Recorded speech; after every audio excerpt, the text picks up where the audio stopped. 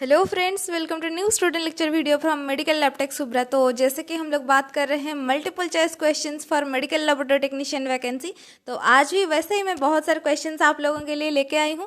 लेकिन last video lecture में हम लोगों ने बात किया था कि एक सॉलिडिफाइंग एजेंट के बारे में। तो क्वेश्चन था ये कि solidifying agent used for preparation of solid culture media is. तो जो हमारा कल्चर मीडिया होता है, जो आर्टिफिशियल मीडियम होता है, वह बैक्टीरिया हम लोग आर्टिफिशियल मीडियम में ग्रो करते हैं, तो वो वाला जो होता है सॉलिडिफाइंग एजेंट, यानी सॉलिड जो semi solid media solid media होता है, उसके लिए हम कौन सा जो चीज़ है यूज़ करते हैं। तो इसका आंसर हो जाएगा option number D, that is अगर। अगर आप लोगों को ये वाला क्वेश्चन का आंसर नहीं पता था तो जान लीजिए, अगर इज़ यूज्ड। ठीक है, तो फिर चलिए आज का जो नया फ्रेश वाला सेशन स्टार्ट करते हैं। But before that, if you are new to my channel then subscribe to my channel and don't forget to hit that like button. ठीक है, तो चलिए चलते हैं, आज का जो सेशन है स्टार्ट करते हैं। So the first question here, Ascoli's precipitin test is used to diagnose. तो जैसे कि बहुत सारे टेस्ट के बारे में हम लोग पढ़ाई कर रहे हैं, तो वैसे ही आज ये वाला जो टेस्ट है एस्कॉलिस प्रेसिपिटिन टेस्ट, तो ये कौन से डिजीज़ को डायग्नोज करने के लिए ये वाला टेस्ट यूज़ किया जाता है। ठीक है, तो option are dry gangrene, mycobacterium tuberculosis, gas gangrene as well as anthrax. तो ये जो एस्कॉलिस प्रेसिपिटिन टेस्ट, ये इंपॉर्टेंट टेस्ट है, इसीलिए ये क्वेश्चन मैंने रखा है यहाँ पे। एस्कॉलिन प्रेसिपिटिन टेस्ट जो होता है वो कौन से डिजीज़ को डायग्नोज करने के लिए किया जाता है। तो the option number C is the correct answer of this question, that is anthrax. It is caused by the bacillus called Bacillus anthracis and ये कॉज क्या करता है, एंथ्रैक्स डिजीज कॉज करता है। और एंथ्रैक्स डिजीज पे आपको क्या करना होता है, एस्कॉलिन्स प्रेसिपिटिन टेस्ट किया जाता है। ठीक है, तो चलिए चलते हैं गाइज नेक्स्ट क्वेश्चन के पास। नेक्स्ट क्वेश्चन जो है क्लॉटिंग फैक्टर से रिलेटेड है। तो क्लॉटिंग फैक्टर कितने होते हैं आप लोगों को बहुत अच्छे से पता होगा, और उन लोगों का नाम भी बहुत ही अच्छे से पता होगा, मेरे को पता है। तो यहाँ पे क्वेश्चन दिया गया है fibrinogen. Fibrinogen is factor dash of the clotting system. तो क्लॉटिंग सिस्टम जो हमारा होता है प्रोथ्रोम्बिन, फिब्रिनोजेन, तो ये जो क्लॉटिंग सिस्टम के फैक्टर्स होते हैं, फिब्रिनोजेन होता है जो, वो कौन से नंबर पर फैक्टर पर है। Option are, option number A पे आप लोगों को दिया गया है 1, 3, 6 एज वेल एज 8। तो इसका आंसर क्या हो जाएगा, जो फिब्रिनोजेन है ये क्लॉटिंग सिस्टम में कितना नंबर फैक्टर है, ये कितने नंबर का क्लॉटिंग फैक्टर है in the clotting system, fibrinogen, जो कि हेल्प करता है आप लोगों का क्लॉट फॉर्मेशन में। क्योंकि प्लेटलेट मेनली हेल्प करते हैं, प्लेटलेट जो होते हैं ब्लड सेल्स होते हैं which is otherwise called as thrombocytes, ये हेल्प करते हैं फॉर क्लॉट फॉर्मेशन। ठीक है, तो क्लॉट फॉर्मेशन के लिए जैसे कि ये फिब्रिनोजेन के बिना और प्रोथ्रोम्बिन के बिना क्लॉट हमारा नहीं हो सकता है। सो फिब्रिनोजेन क्लॉटिंग फैक्टर का कौन सा नंबर ऑफ फैक्टर है। तो जैसे कि इसका आंसर हो जाएगा, तो दिया गया है दैट इज 1। फर्स्ट जो होता है क्लॉटिंग सिस्टम में, फर्स्ट वाला क्लॉटिंग फैक्टर जो है, so that is the fibrinogen. ठीक है, तो चलिए इस क्वेश्चन को देखते हुए चलते हैं हमारे नेक्स्ट क्वेश्चन की तरफ। नेक्स्ट क्वेश्चन का है which endocrine gland is also known as adenohypophysis। ऐसा कौन सा ग्लैंड का नाम है इस ऑप्शन में से जिसका नाम है, उसको अदरवाइज हम लोग बोल सकते हैं एडिनोहाइपोफिसिस। तो options are pituitary, parathyroid, adrenal thyroid. Thyroid gland, उसके नीचे parathyroid gland, adrenal gland as well as pituitary gland. Pituitary gland is the master gland of our body. ठीक है, तो ये ऐसा कौन सा एंडोक्राइन ग्लैंड है इस ऑप्शन में से आप बताइए जिसका अदरवाइज हम लोग बोलते हैं एडिनोहाइपोफिसिस। तो इस क्वेश्चन का आंसर अगर आप लोगों को पता है कमेंट सेक्शन में ज़रूर बता सकते हैं। वीडियो अच्छा लग रहा है, वीडियो को लाइक करना मत भूलना। ठीक है, तो इसी में से देखते हैं, इस क्वेश्चन का आंसर हो जाएगा option number A, that is pituitary. And mainly anterior pituitary को अदरवाइज हम लोग बोलते हैं एडिनोहाइपोफिसिस। ठीक, नेक्स्ट क्वेश्चन जो है ये है डॉक्टर कैरी मूलिस। ठीक है, ये एक डॉक्टर हैं, ये एक साइंटिस्ट हैं।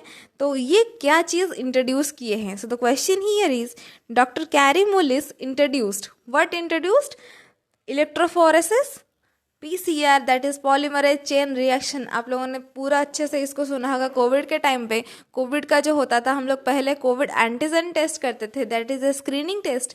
लेकिन कन्फर्मेटरी टेस्ट करने के लिए हम लोग करते थे RT-PCR, that is reverse transcriptase polymerase chain reaction, RT-PCR। So PCR। Next है southern blot, as well as fourth option में आप लोगों को दिया गया है ELISA. ELISA refers to enzyme linked immunosorbent assay. ठीक है, तो 4 ऑप्शन ये है, electrophoresis, PCR, southern blot as well as ELISA. तो ये वाला क्वेश्चन का आंसर क्या हो जाएगा आप लोग ज़रूर मेरे को कमेंट सेक्शन में बता दीजिए।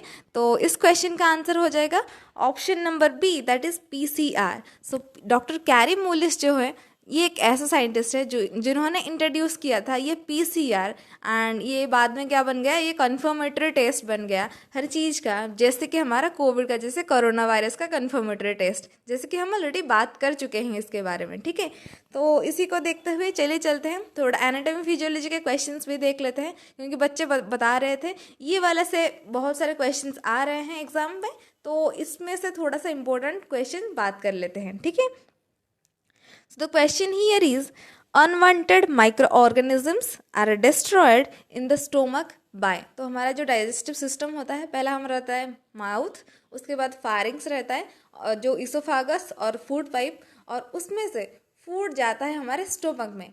तो वो जो स्टोमक में अगर खाना जा रहा है तो वहाँ पे माइक्रो ऑर्गेनिजम्स डेवलप होना इज़ कंपलसरी।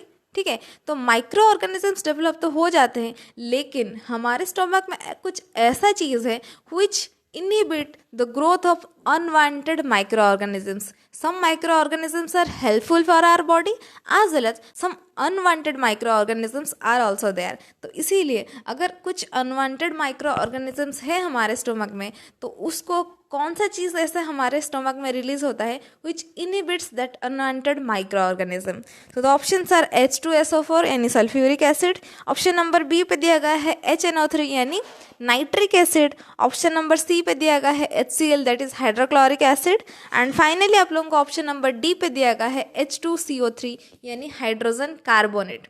तो ये 4 ऑप्शन में से ऐसा कौन सा ऑप्शन है which is the correct answer of this question, हमारे स्टोमक में ये रिलीज होता है and it inhibits the unwanted growth of the microorganisms. So the option number C will be the correct answer of this question. आप लोगों को अच्छे से पता होगा, hydrochloric acid secreted from our stomach and which helps in the digestion of the our food materials as well as inhibits the unwanted bacteria. ठीक है, तो चलिए चलते हैं, इस क्वेश्चन को देखते हुए हम चलते हैं नेक्स्ट क्वेश्चन की तरफ। नेक्स्ट क्वेश्चन आप लोगों के सामने ये आ गया है, what is the end product of fat digestion. तो हमारे हम जो जैसे कि हम लोग लेते हैं protein, minerals, vitamins, fat, carbohydrates, तो ये हमारे बॉडी में डाइजेशन होता है और उसके बाद ये ब्लड फॉर्मेशन में हेल्प करता है। तो वैसे ही जैसे कि प्रोटीन होता है हमारा, प्रोटीन डिवाइड होकर क्या बन जाएगा, छोटा छोटा सा टुकड़ा, that is called as amino acids. और उसके बाद अगर कार्बोहाइड्रेट डाइजेशन हो रहा है तो it will form the monosaccharides, जैसे कि ग्लूकोज बन जाता है ये। ठीक है, तो वैसे ही अगर फैट डाइजेशन होता है तो कौन सा चीज़ जो है वो रिलीज होगा, तो that is glucose, amino acid, fatty acid and glycerol as well as pyruvic acid. ठीक है, तो चलिए इस क्वेश्चन का आंसर आप लोग बताइए, क्योंकि 50% इसका आंसर जो है मैं ऑलरेडी आप लोगों को बता चुकी हूँ, आप लोग देख चुके हैं कि इस क्वेश्चन का आंसर जो है क्या हो जाएगा। ग्लूकोज होता है आप लोगों का कार्बोहाइड्रेट का, सही है।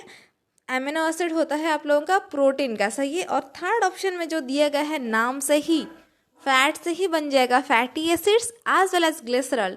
सो the option number C will be the correct answer of this question, that is fatty acids as well as glycerol. ठीक है, फैट डाइजेशन होने के बाद उसका जो छोटा सा टुकड़ा होता है, डाइजेशन होने के बाद फैट ये बन जाता है fatty acids as well as glycerol. ठीक है, तो चलिए चलते हैं इस क्वेश्चन को देखते हुए। नेक्स्ट क्वेश्चन सबसे इजी क्वेश्चन है, क्लास 7 में आप लोगों ने पढ़ाई होगा।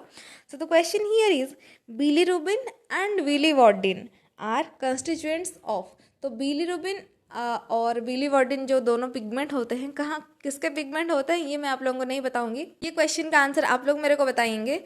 तो बिलीरुबिन और बिलीवर्डिन ये दोनों जो पिगमेंट होते हैं ये किसका कंस्टिट्यूएंट है, पैनक्रियाटिक जूस का, which is release from the pancreas, that is on option number B पे आप लोगों को दिया गया है saliva. Saliva contains the enzyme called salivary amylase और otherwise called as ptyalin. Next option number C पे आप लोगों को दिया गया है दैट इज गैस्ट्रिक एसिड। तो गैस्ट्रिक एसिड जो होता है आप लोगों का कौन सा होता है, दैट इज HCl। HCl जो होता है हाइड्रोक्लोरिक एसिड, जैसे कि हम लोगों ने पहले क्वेश्चन में देख लिया, हाइड्रोक्लोरिक एसिड जो होता है which is secreted from stomach. ठीक है, that is the gastric juice. And next आता है आप लोगों का बाइल। बाइल जो है ये एक ऐसा जूस है which is secreted from the liver but it is stored in the gall bladder. ठीक है, ये जो उसके सारे जो रिलेटेड चीज़ें मैं आप लोगों को बता रही हूँ, ये सारा चीज़ को भी आप लोगों को ध्यान देना है। ठीक है, bile is secreted from the liver and it is stored in gall bladder. ठीक है, तो ये जो क्वेश्चन है bilirubin as well as biliverdin ये किसके पिगमेंट्स होते हैं? सलाइवा के पिगमेंट्स होते हैं, या फिर पैनक्रेटिक जूस के पिगमेंट्स होते हैं, या फिर हाइड्रोक्लोरिक के पिगमेंट होते हैं, या फिर आप लोगों का बाइल के पिगमेंट होते हैं। ठीक है, तो इस क्वेश्चन का आंसर हो जाएगा option number D, that is bile के पिगमेंट होते हैं। So the bile pigment that are called as bilirubin as well as biliverdin. ठीक है, ये तो बाइल पिगमेंट का नाम है, लेकिन मैं यहाँ पे आप लोगों को एक क्वेश्चन पूछने वाली हूँ, that is the bile salt. अगर आप लोगों को बाइल सॉल्ट का नाम पता है, आप मेरे को कमेंट सेक्शन में बताइए कि ऐसा कौन सा बाइल सॉल्ट होता है जो कि हमारे बॉडी में प्रेजेंट होता है। ये तो हो गया bilirubin as well as biliverdin are the bile pigments, लेकिन मैं यहाँ पे बात कर रही हूँ बाइल सॉल्ट्स के बारे में। ठीक है, तो फिर चलिए चलते हैं नेक्स्ट क्वेश्चन देखते हैं। भी बहुत ही ईजी सा सवाल है, 7th-8th क्लास में इसको भी आप लोगों ने पढ़ाई होगा। The only gland which is both exocrine and endocrine is known as. तो ऐसा कौन सा ग्लैंड हमारे बॉडी में प्रेजेंट है that is exocrine as well as endocrine. Endocrine glands are ductless glands, they don't have any duct. ठीक है, और एक्सोक्राइन ग्लैंड, तो ये जो दोनों ग्लैंड ऐसे कौन से ग्लैंड है हमारे बॉडी में जो कि दोनों है? It releases hormones, it also secretes juice. It means it is the exocrine gland as well as it is the endocrine gland. So the options are liver, Brunner's gland, gastric gland as well as pancreas. तो इस question का क्या answer हो जाएगा? ऐसा कौन सा gland है हमारे बॉडी में? That is none other than pancreas, which secretes the hormone called as insulin as well as glucagon. तो जैसे कि आप लोगों को अगर डायबिटीज़ हो जाता है, आप लोग इंसुलिन लेते हो, राइट? क्योंकि इंसुलिन का और ग्लूकागॉन का ये दोनों का काम जो है अपन ईच अदर. ठीक है, ग्लूकागॉन अगर ज़्यादा हो रहा है तो उसको कंट्रोल करने के लिए इंसुलिन हार्मोन उसको कंट्रोल करता है. ठीक है, तो वाइस वर्सा रहता है. तो ये होता है पैनक्रीज. सो पैनक्रीज एक ऐसा ग्लैंड है which is exocrine gland as well as endocrine gland. ठीक है, तो फिर चलिए चलते हैं इसके जो फाइनल एंड लास्ट क्वेश्चन की तरफ. बहुत ही इंटरेस्टिंग सा सवाल है, इसीलिए मैंने इस क्वेश्चन को लास्ट में रखा है.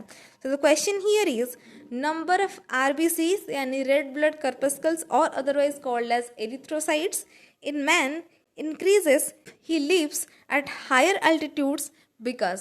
अगर हायर अल्टीट्यूड पे कोई भी बंदा रह रहा है या फिर कोई भी बंदी रह रही है यानी पहाड़ के ऊपर, ठीक है, चाहे वो हिमालय हो चाहे वो कहीं पे भी, अगर किसी भी पहाड़ के ऊपर अगर कोई आदमी वहाँ पे है तो उसका नंबर ऑफ RBC इंक्रीजेस.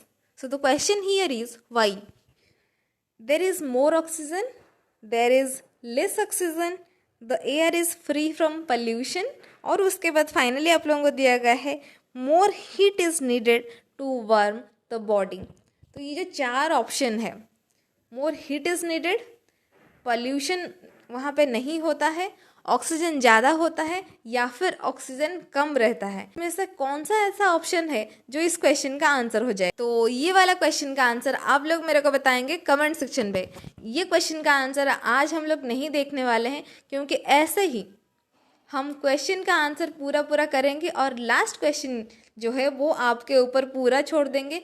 और जो भी कोई इस क्वेश्चन का आंसर बताएगा तो नेक्स्ट वीडियो लेक्चर में हम लोग देखेंगे कि कितने लोग हैं जो कि इस क्वेश्चन का आंसर कर पा रहे हैं. और आप लोग चाहे तो इसका रीज़न भी लिख सकते हैं, इसका कोई प्रॉब्लम नहीं होगा. ठीक है, अगर आप लोग चाहते हो और किसी चैप्टर वाइज MCQ आप लोग अगर चाहते हो, मेरे को कमेंट करके बताइए कि कौन से चैप्टर को आप लोगों को ज़्यादा प्रॉब्लम हो रहा है. उस चैप्टर में हम लोग डिस्कस करेंगे वेरियस मल्टीपल चॉइस क्वेश्चंस, ताकि वो वाला चैप्टर भी आपका क्लियर हो जाए.